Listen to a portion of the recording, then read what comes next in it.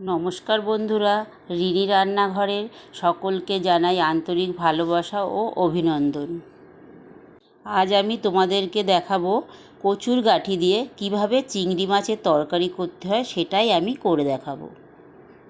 আমি চিংড়ি মাছে লবণ হলুদ মাখিয়ে নিয়ে মাছগুলো তো তেলের পরে আমি দিয়ে দিয়েছি। এবার ভালো করে আমি একটু ভেজে নেব। ভালো করে নাড়াচাড়া করে এবার আমি এর মধ্যে কাঁচা লঙ্কা দিয়ে দিয়েছি। কাঁচা লঙ্কা দেওয়ার পরে আলু আর কচুর গাঁঠিটাও দিয়ে দিয়েছি। এবার ভালো করে আলু আর কচুর গাঁঠিটা নাড়াচাড়া করে তার মধ্যে লবণ হলুদ আর একটু জিরের গুঁড়ো আমি ভিজিয়ে রেখেছিলাম, সেই জিরের গুঁড়োটা দিয়ে দিয়েছি।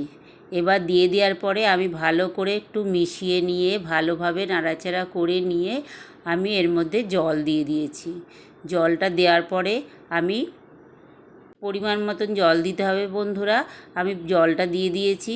এবার আমি ঢাকনা দিয়ে আমি ফুটতে দিয়েছি। এবার চলো দেখি ঢাকনাটা তুলে কি হয়েছে। হ্যাঁ, আমার কচুর গাঁঠিটা প্রায় হয়ে গেছে।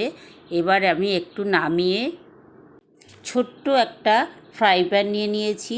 তার মধ্যে আমি সর্ষের তেল দিয়ে জিরে সম্বরা দিয়েছি। জিরেটা ভাজা ভাজা হয়ে গেলে আমি ওই তরকারির মধ্যে চিংড়ি মাছের তরকারির মধ্যে দিয়ে দিয়েছি। দেখো বন্ধুরা কি সুন্দর দেখতে লাগছে। দিয়ে আমি ভালো করে নাড়াচাড়া করে নিয়েছি বন্ধুরা। এবার আমি নামিয়ে নিয়ে পরিবেশন করছি। দেখো বন্ধুরা কেমন হয়েছে আমাকে জানিও।